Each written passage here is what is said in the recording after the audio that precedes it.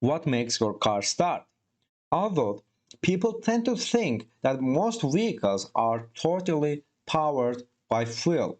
Many parts: the radio, the headlights, air conditioner, windshield wipers, power seats and windows, clock, and so on, actually function on electricity, which is provided by the electrical system. The electrical system includes several subsystems that provide your vehicle with the vital spark that makes it start, keep it running, and powers all electrical devices.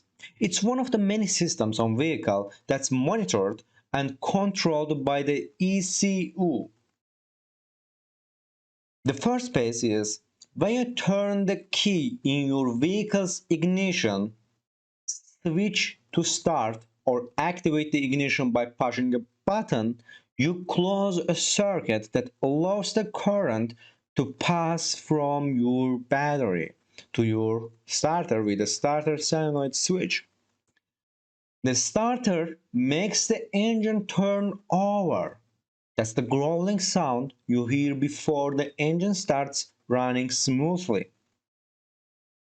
The electric current stops flowing to the starter but continues to flow through the charging system, which uses an alternator to generate power and charge the battery to the rest of the electrical system.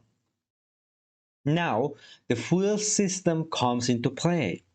If you drive a vehicle with an internal combustion engine, whether your vehicle is more than 20 years old or just 20 days old, has a fuel injection or carburetor. It probably has the same basic parts in its fuel system with one exception. On modern vehicles, the fuel system, along with most other systems, is controlled by the ECU.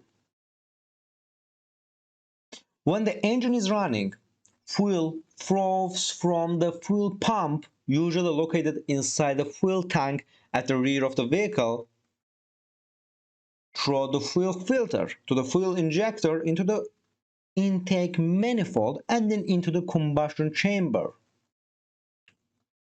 Each pound of fuel is mixed with 14.7 pounds of air to form a vaporized mixture, like a mist.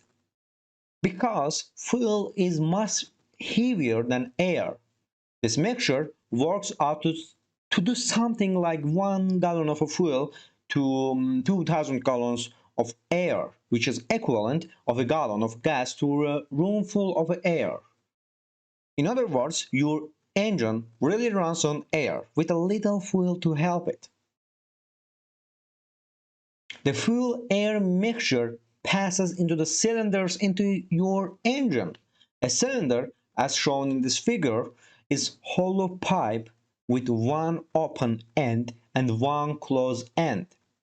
Inside each cylinder is a piston, which fits very snugly and moves up and down.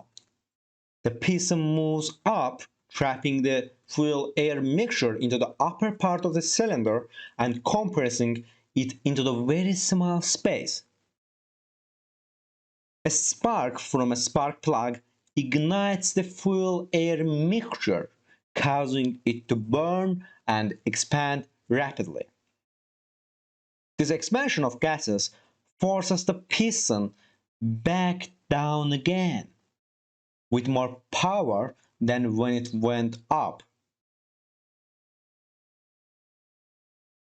Attached to the bottom of the piston is connecting rod that's attached to the crankshaft, which leads eventually to the drive wheels of your vehicle.